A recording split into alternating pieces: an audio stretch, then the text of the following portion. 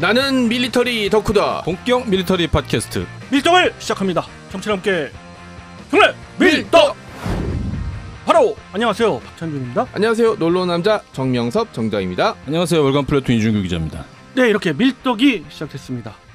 지난 한 주 이슈, 특히 군사적인 이슈를 보면 가장 큰 게 대만의 위기라고 표현되는 대만 문제입니다. 네네. 펠로시 의장이 대만을 방문하면서 벌어진 여러 가지 위기설, 또 실제 위기가 나왔고, 그렇게 해서 최초로 지대지 미사일, 짧은 사거리지만 지대지 미사일을 대만 영공을 통과하는 지대지 미사일이 발사됐을 심지어 정도로. 그 일본 이지에 떨어졌죠. 그렇습니다. 둥펑 15죠. 둥펑 15B형으로 알려진 그 지대지 미사일이 발사가 됐고, 이러한 측면에서 봤을 때 대만 위기는 다른 쪽으로 해석해 볼 수도 있다. 또 이러한 위기는 실제 위기로 다가올 수 있다.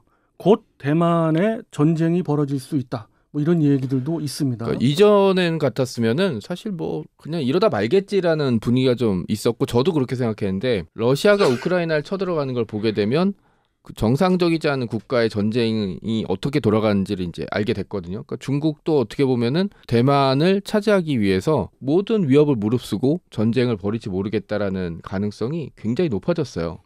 그래서 이번 시간을 준비했습니다. 대만 위기에 관련해가지고 우리 이 기자님께서 말씀을 좀 주실 텐데요. 네네. 우선 대만 위기 어떻게 보십니까?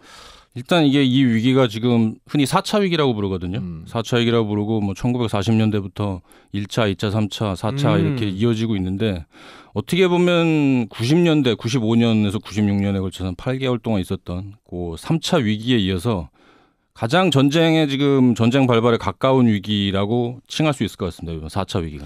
이 4차 위기가 일어나게 된 그 배경이 있잖아요. 간단히 말해서 중국은 그 자기네 주권 국가임을 침해당했다라고 주장을 하는 거죠. 어떤 계기로? 3차 위기도 시작된 계기는 같거든요. 3차 위기도 그때 그 리덩후이 총통이 자기 모교인 코넬대 방문했더니 이거를 일종의 주권 간섭이다.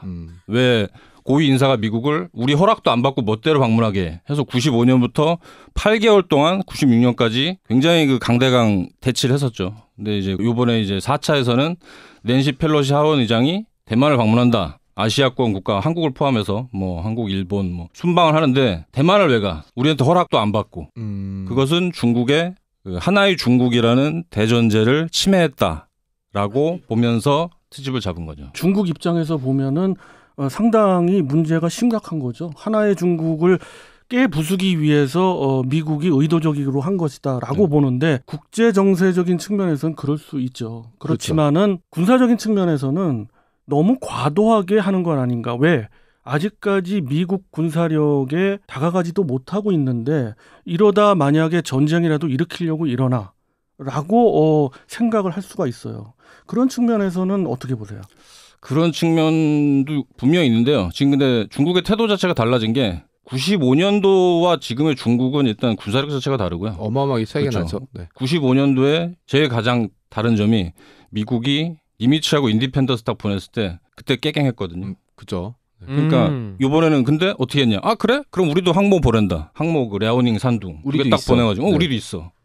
그리고 심지어 그 대만형의 12LE까지 딱 포위를 해가지고 육면 포위라고 부르죠. 그것까지 지금 실시를 하면서 유사시에는 우리도 러시아처럼 트리거를 당길 수 있다라는 모습을 지금 자꾸 보여주면서 강박을 하는 거죠 지금. 저는 개인적으로 그 트리거를 당길 수가 없다고 보는데, 네. 왜냐하면 대만 같이 어느 정도 상당한 규모의 큰 섬이고 그것이 군사적으로 요새화되어 있는 섬이라고 볼 수밖에 없는데, 거기를 점령하기 위해서는 일단 뭐 미사일 쏘고 그러는 걸 떠나서 점령을 해야 되잖아요. 그렇죠. 상륙이 전제가 되죠. 상륙작전, 그것도 대규모 상륙작전을 벌여야 되는데, 지금 아무리 중국의 군사력이 우위에 있고 상당히 수준에 올라와 있다 하더라도 상륙 성검 8척, 그리고 기본적으로 상륙 모함이라고 할 수 있는 게 이제 건조되고 있는 075급 3척, 네. 3척이 채 안 되죠.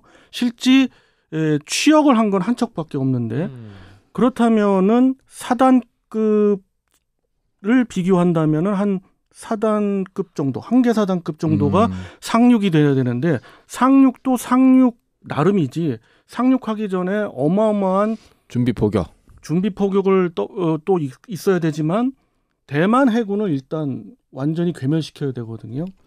그것이 네. 그렇게 쉬운가? 예. 어렵다고 보죠. 대만은 어떤 식으로 준비가 돼 있어요? 중국 본토에서 대만에서까지 제일 가까운 거리 한 100km 정도 되거든요. 네네.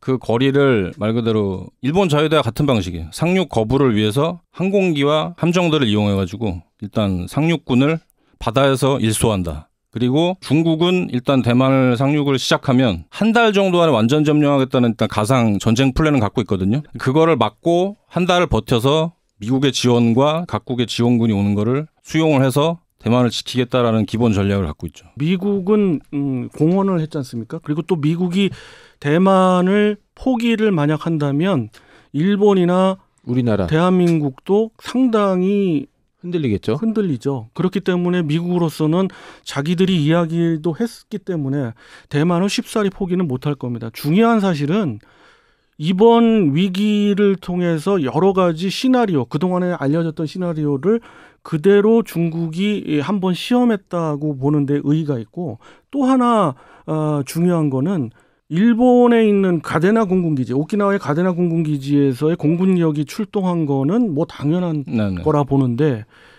대한민국 오산에서 U2 정찰기가 출격을 했어요. 그건 어떻게 보십니까? 그런 부분도 어떻게 보면 결국 한국의 가담 여부나 그런 미국의 요청이 왔을 때 과연 어떻게 대처를 할 것인가, 그런 부분에 대해서 또 이야기들이 많이 나오고 있는데요. 그런 걸 보자면 결국 미국이 항상 하는 말이 있어요. 옛날에 50년대 딱 한 말인데, 모든 미국의 우방국들에게 미국과 우방이 되는 것은 무한의 가치가 있다는 걸 증명해야 된다. 그것이 우리 미국의 모토다. 라고 항상 말하는 게 있어요. 그렇기 때문에 미국은 대만을 포기하지 않을 것이고, 그리고 일정선이 넘었을 때는 결국 한국이나 일본 등 가장 아시아권의 중점 우방국가라 생각되는 국가들에게 그 참여를 요청할 수가 있겠죠. 사실 림팩 훈련이라는 것 자체도 그런 걸 위해 하는 거거든요. 그런 유사시 상황에 모든 국가가, 그 환태평양 국가가 한데 모여서 중국이란 위협에 대처하자. 어떻게 보면은 그 지금 하고 있는 훈련을 빙자한 이제 포위망을 해군력으로 돌파하기 위한 연습이라고도 볼 수도 있겠네요. 그렇죠.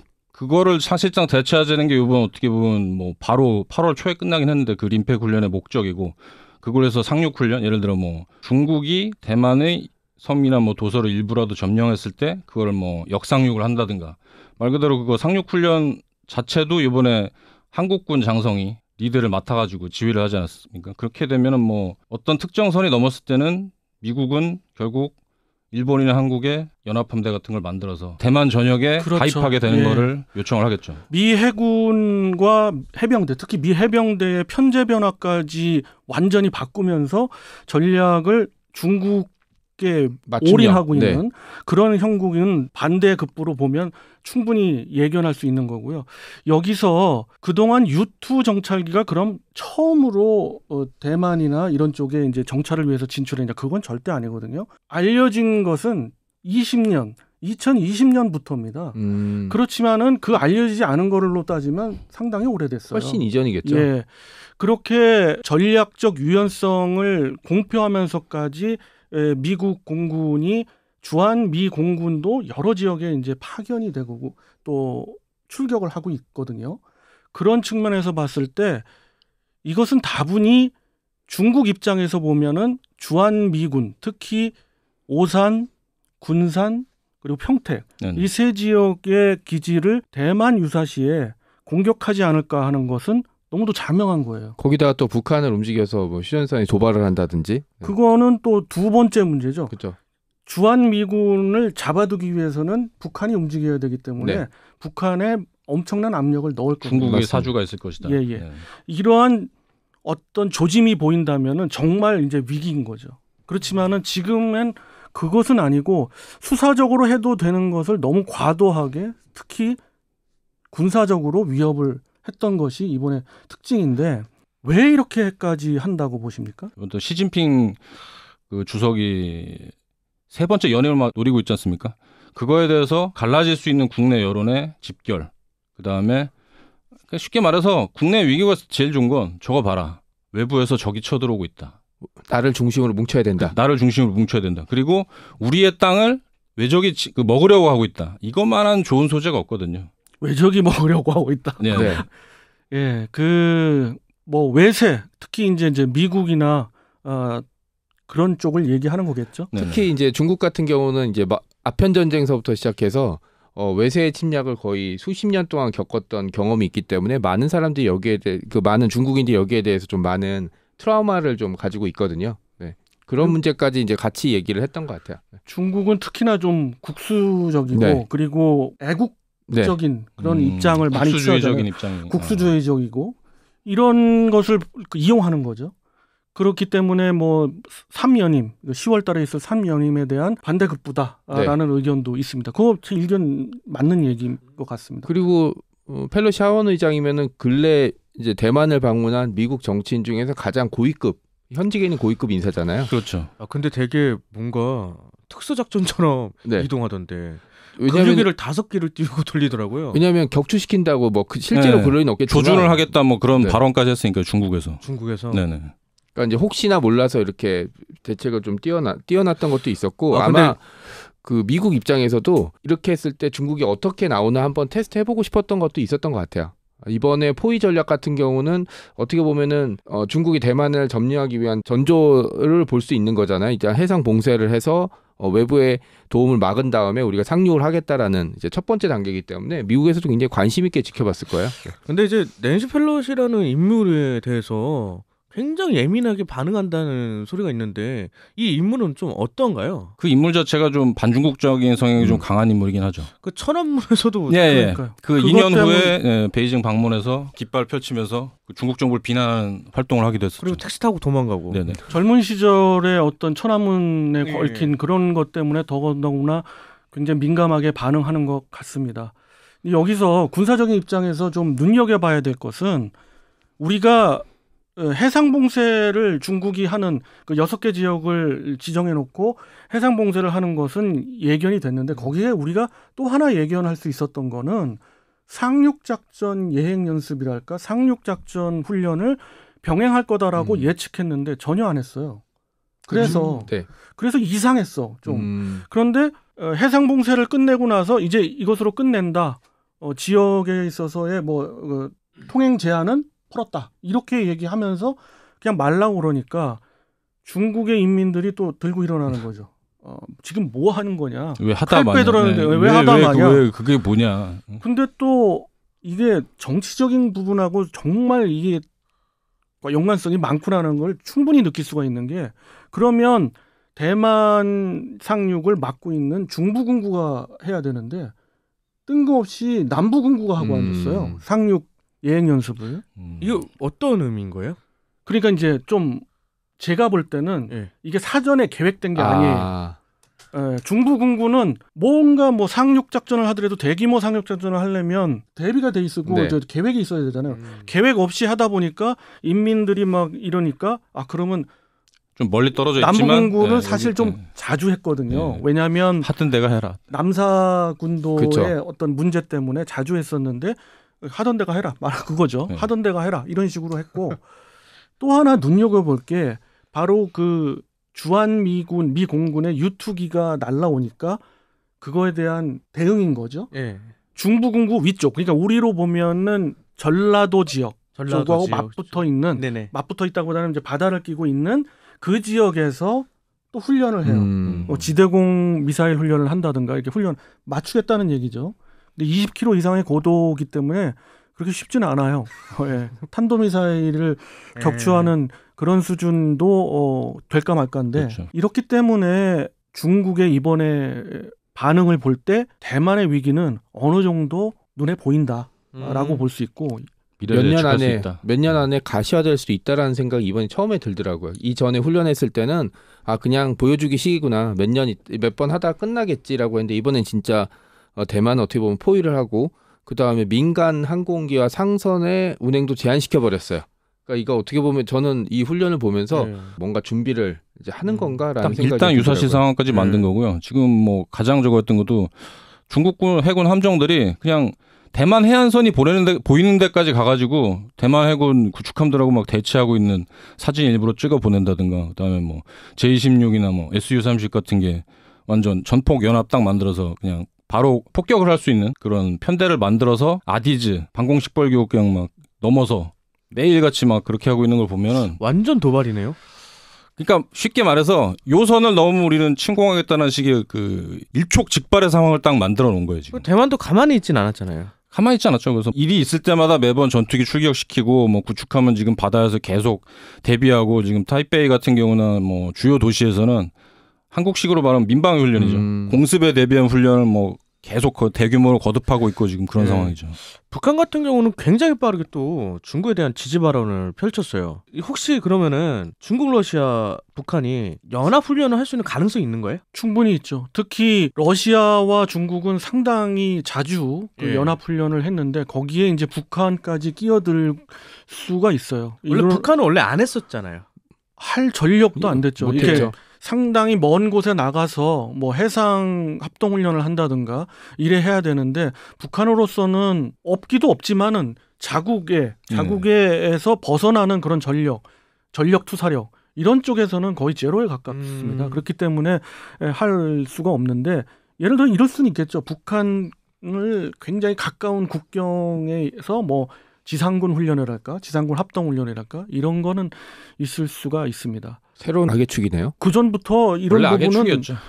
악의축이라고 표현하긴 뭐하지만은 러시아와 중국과 북한이 한 척점에 있어가지고 그들의 궁극적 목표가 같다는 거는 우리가 알고 있는 거죠.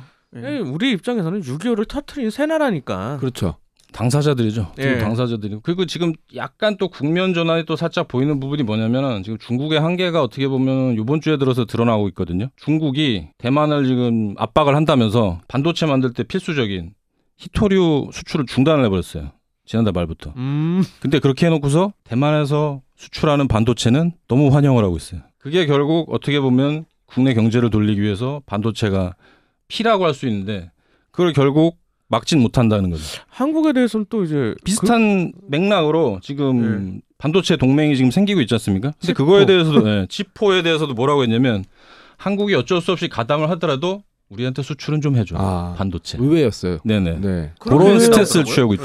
중국이 수입하고 있는 비메모리 반도체의 80% 이상이 대만과 코리아, 대한민국 산입니다. 네, 한국 제조. 그렇기 때문에 그들이 경제적으로 뭐 제재를 가한다 했을 때 반도체를 건드린다? 그러면 중국은 망국으로 가는 겁니다. 말 그대로 DF15, DF17에도 그런 반도체 들어가거든요. 그거 없으면 못 중국의 만드니까. 반도체 굵기가 왜 그들이 반도체 굵기를 주창하고 그 수십조를 쏟아붓는지는 뭐 너무도 자명한 거예요. 그래서 뭐 경제적인 부분도 물론 거기에 한계가 있겠습니다만 군사적인 부분도 결론적으로 제가 말씀드려 보면은 저는 개인적으로 이렇게 늘 생각해 왔습니다.